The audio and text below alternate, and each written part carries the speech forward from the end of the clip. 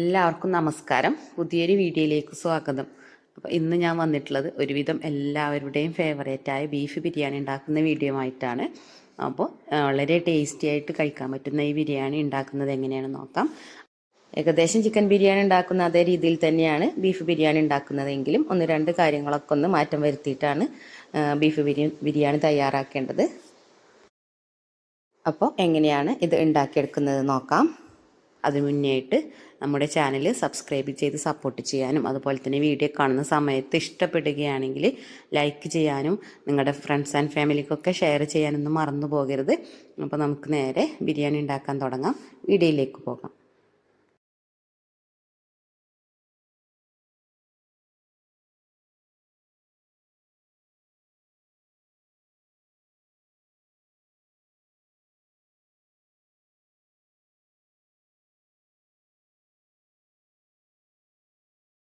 കഴുകി വൃത്തിയാക്കി എടുത്തിട്ടുള്ള 1.5 കിലോ ബീഫാണിത്. അതിലേക്ക് ആവശ്യത്തിനുള്ള ഉപ്പ് ചേർത്തെടുക്കുന്നുണ്ട്.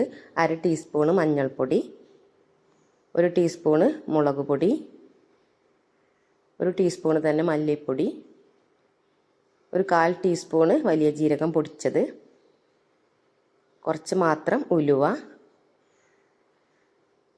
2 ടീസ്പൂണ് ഇഞ്ചി വെളുത്തുള്ളി പേസ്റ്റ്, കുറച്ച് കറിവേപ്പില. ഇത്രയും കാര്യങ്ങളാണ് ഞാൻ ആദ്യം ചേർത്ത് കൊടുത്തിട്ടുള്ളത്. അതിന് ശേഷം ഇത് നന്നായി ഒന്ന് മിക്സാക്കി എടുക്കുന്നുണ്ട്. ബീഫ് ഞാൻ കറിക്കരിയുന്ന ആ ഒരു സൈസ് തന്നെയാണ് എടുത്തിട്ടുള്ളത്. അതിലൊരു അല്പം മാത്രം സൈസ് കൂടിയിട്ടുണ്ട്. ഇനി ഇതൊന്ന് അടച്ച് വെച്ച് ഒരു 5-6 വിസിൽ അടുപ്പിച്ചെടുക്കണം. ബീഫൊന്ന് നന്നായി വെന്ത് കിട്ടണം. വെള്ളമൊന്നും ഒഴിച്ചെടുക്കേണ്ട ആവശ്യമില്ല. അതിൽ ബീഫിൽ നിന്ന് തന്നെ വെള്ളം ഇറങ്ങി ബീഫ് വെന്ത് വരും. അപ്പോൾ അതൊന്ന് മൂടി വെച്ച് വേവിച്ചെടുക്കാം. ബീഫ് ഒരു 6 വിസിലടുപ്പിച്ച് ഞാൻ ഫ്ലെയിം ഓഫാക്കി വെച്ചിട്ടുണ്ട്. ഇനി അത് പ്രഷറൊക്കെ പോയതിന് ശേഷം അത് തുറന്നു നോക്കാവുന്നതാണ്. അപ്പോൾ ഇനി ആ സമയം കൊണ്ട് നമുക്ക് റൈസ് ഉണ്ടാക്കിയെടുക്കുന്നതിന് വേണ്ടി ഒരു പാത്രത്തിൽ ഏകദേശം 3/4 ഭാഗത്തോളം വെള്ളം വെച്ചിട്ടുണ്ട്. അതിലേക്ക് പട്ട, ഗ്രാമ്പു, ഏലക്കായി, അതുപോലെ തന്നെ ഉപ്പ്, കുറച്ച് സൺഫ്ലവർ ഓയിൽ, ഇത്രയും കാര്യങ്ങൾ ചേർത്ത് കൊടുത്തിട്ടുണ്ട്. അതൊന്ന് മൂടി വെച്ച് തിളച്ച് വരട്ടെ. മറ്റൊരു പാൻ എടുത്തിട്ട് അതിലേക്ക് കുറച്ച് സൺഫ്ലവർ ഓയിൽ ഒഴിച്ചെടുക്കുന്നുണ്ട്.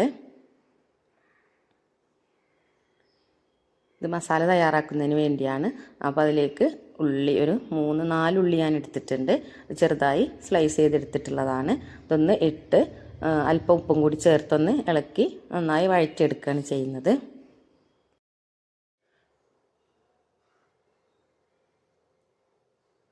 കുറച്ച് കറിവേപ്പില കൂടി ചേർത്തെടുക്കുന്നുണ്ട്. അതിന് ശേഷം നന്നായി ഒന്ന് ഇളക്കി യോജിപ്പിച്ചെടുത്ത് നന്നായി വഴറ്റിയെടുക്കണം.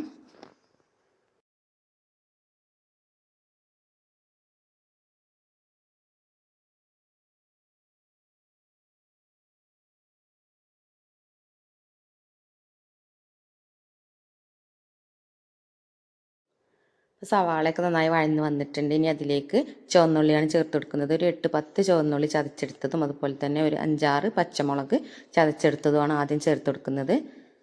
പിന്നെ ഇഞ്ചി വെളുത്തുള്ളി പേസ്റ്റ് അതൊരു 1.5 ടീസ്പൂണാണ് ചേർത്ത് കൊടുത്തിട്ടുള്ളത്. 2 ടീസ്പൂണോളം നമ്മൾ ബീഫിൽ ചേർത്ത് കൊടുത്തിട്ടുണ്ട്. അപ്പോൾ ഇതിൽ ഇത്രയും മതിയാകും. ഇനി നന്നായി ഒന്ന് മിക്സാക്കി എടുക്കുന്നുണ്ട്. ഇതിൻ്റെ പച്ച ടേസ്റ്റൊക്കെ ഒന്ന് മാറുന്നത് വരെ നന്നായി ഇളക്കി യോജിപ്പിച്ചെടുക്കണം. ഒന്ന് മൂപ്പിച്ചെടുത്താൽ മതിയാവും. ഇനി കഷ്ണങ്ങളാക്കി വെച്ചിട്ടുള്ള ഒരു 2 തക്കാളിയാണ് ഞാൻ എടുത്തിട്ടുള്ളത്. അതും ഇതുപോലെ തന്നെ നന്നായി ഒന്ന് വഴന്ന് കിട്ടണം. അപ്പോൾ നന്നായി മിക്സാക്കി എടുത്തൊന്ന് മൂടി വെച്ചാൽ തക്കാളിയും പെട്ടെന്ന് വഴന്ന് വരും.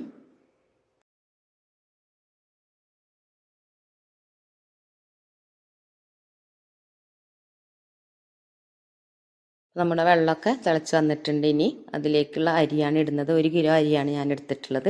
അത് നന്നായി കഴുകി വൃത്തിയാക്കി എടുത്തിട്ടുള്ളതാണ്. ജീരകശാല അരിയാണ് എടുത്തിട്ടുള്ളത്. അത് കുതിർത്തൊന്നും വെച്ചിട്ടുണ്ടായിരുന്നില്ല. കഴുകിയെടുത്തതിന് ശേഷം വെള്ളം തിളച്ച് വരുന്ന സമയത്താണ് ഞാൻ കഴുകിയെടുത്തത്. അത് കഴുകിയതിന് ശേഷം വെള്ളത്തിലിട്ട് കൊടുക്കുകയാണ് ചെയ്യുന്നത്. അതിന് ശേഷം നന്നായി ഇളക്കി കൊടുക്കണം. അരിയൊക്കെ ഒന്ന് കട്ടാതിരിക്കാനാണ് ഇങ്ങനെ മിക്സാക്കി എടുക്കുന്നത്. ഈ സമയത്ത് ഉപ്പൊക്കെ ഒന്ന് ചെക്ക് ചെയ്യാവുന്നതാണ്. ഉപ്പ് കുറവുണ്ടെങ്കിൽ ഇട്ട് കൊടുക്കാം. ഉപ്പൊന്ന് മുന്തി നിൽക്കണം. നമ്മളിതിൽ നിന്ന് ഊറ്റിയെടുക്കുന്നതായതുകൊണ്ട് ഉപ്പ് ഒന്ന് മുന്നിട്ട് നിൽക്കണം. അതുപോലെ തന്നെ 1/2 മുറി നാരങ്ങയുടെ നീരും ഈ സമയത്ത് ചേർത്തെടുക്കുന്നുണ്ട്.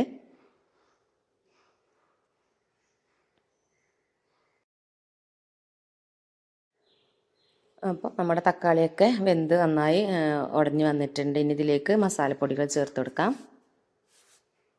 ഒരു 1/2 ടീസ്പൂണ് മഞ്ഞൾപ്പൊടി ചേർത്തെടുക്കുന്നുണ്ട്. 1 ടീസ്പൂണ് മല്ലിപ്പൊടി,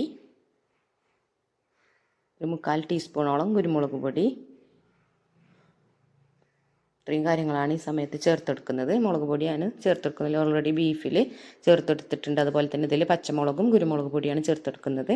അതിനുശേഷം നന്നായി ഒന്ന് മിക്സാക്കി എടുക്കുന്നുണ്ട്. ഇതിൻ്റെ ഒരു റോ ടേസ്റ്റൊക്കെ ഒന്ന് മാറുന്നത് വരെ നന്നായി മിക്സാക്കി എടുക്കണം.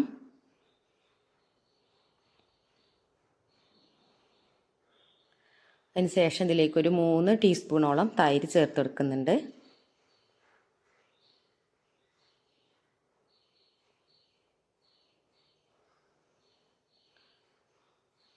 അരമുറി നാരങ്ങയുടെ നീരും ചേർത്തെടുത്തിട്ടുണ്ട്.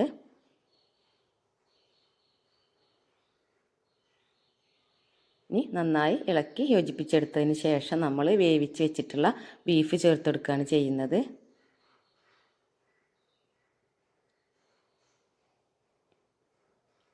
ഈ സമയമായപ്പോഴേക്കും ബീഫൊക്കെ നന്നായി വെന്ത് വന്നിട്ടുണ്ട്. ഇനി അതിലുള്ള വെള്ളത്തോട് കൂടി തന്നെ ഇതിലേക്ക് ചേർത്തെടുക്കുകയാണ് ചെയ്യുന്നത്.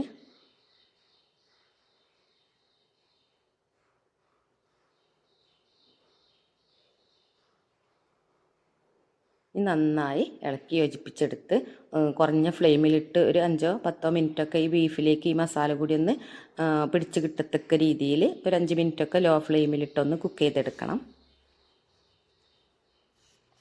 അത് മുന്നേയിട്ട് കുറച്ച് ഉപ്പ് ചേർത്തെടുത്തിട്ടുണ്ട്. ഗരം മസാലയും ഒരു 1/2 ടീസ്പൂണോളം, ഒരു 1/4 ടീസ്പൂണോളം ഗരം മസാല ചേർത്തെടുക്കുന്നുണ്ട്. അതുപോലെ തന്നെ മല്ലിയില, പുതിനയില രണ്ടും ഏകദേശം ഒരു പിടിയോളം ചെറുതായി അരിഞ്ഞെടുത്തിട്ടുള്ളതാണ്. അതും ചേർത്തെടുത്ത് വീണ്ടും ഒന്ന് ഇളക്കി കൊടുത്ത് ഇതൊന്ന് ലോ ഫ്ലെയിമിലിട്ട് വേവിച്ചെടുക്കുന്നുണ്ട്.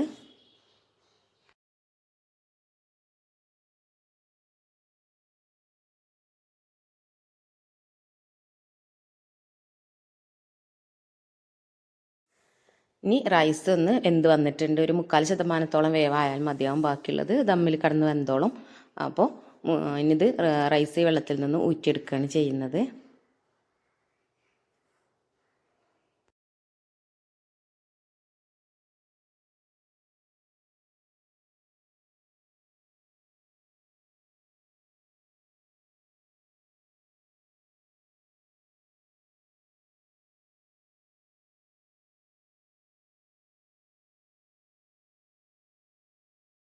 മസാലയൊക്കെ കുക്കായി റെഡിയായി വന്നതിന് ശേഷം അതിൻ്റെ മുകളിൽ വാഴയില നിരത്തി കൊടുത്തിട്ടുണ്ട്.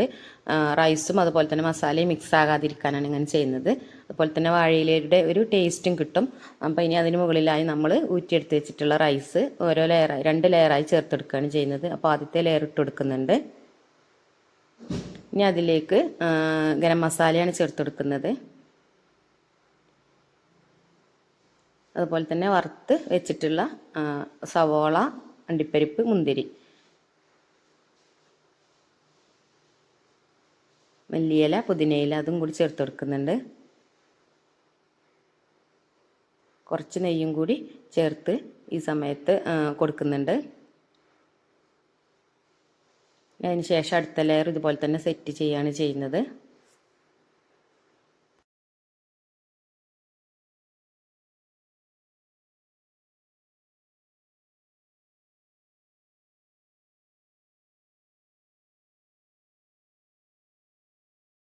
രണ്ടാമത്തെ ലെയറിൽ നെയ്യിൻ്റെ കൂടെ സൺഫ്ലവർ ഓയിൽ കൂടി കുറച്ച് ഒഴിച്ചെടുക്കുന്നുണ്ട്. ഇത് സവാളയും അതുപോലെ തന്നെ അണ്ടിപ്പരിപ്പ്, മുന്തിരിയൊക്കെ ഫ്രൈ ചെയ്യാൻ എടുത്ത ഓയിലാണ്.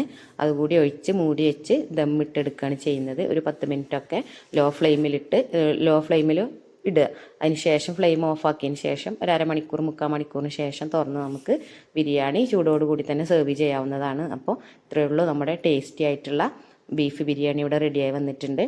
എല്ലാവരും ഇങ്ങനെയൊക്കെ ഒന്ന് ട്രൈ ചെയ്ത് നോക്കണം. വീഡിയോ എല്ലാവർക്കും ഇഷ്ടമായി എന്ന് കരുതുന്നു. ഇഷ്ടമായിട്ടുണ്ടെങ്കിൽ തീർച്ചയായിട്ടും ലൈക്ക് ചെയ്യാനും ഷെയർ ചെയ്യാനും ഒന്നും മറക്കരുത്. അപ്പോൾ വീണ്ടും അടുത്ത നല്ലൊരു വീഡിയോ ആയിട്ട് കാണാം. താങ്ക്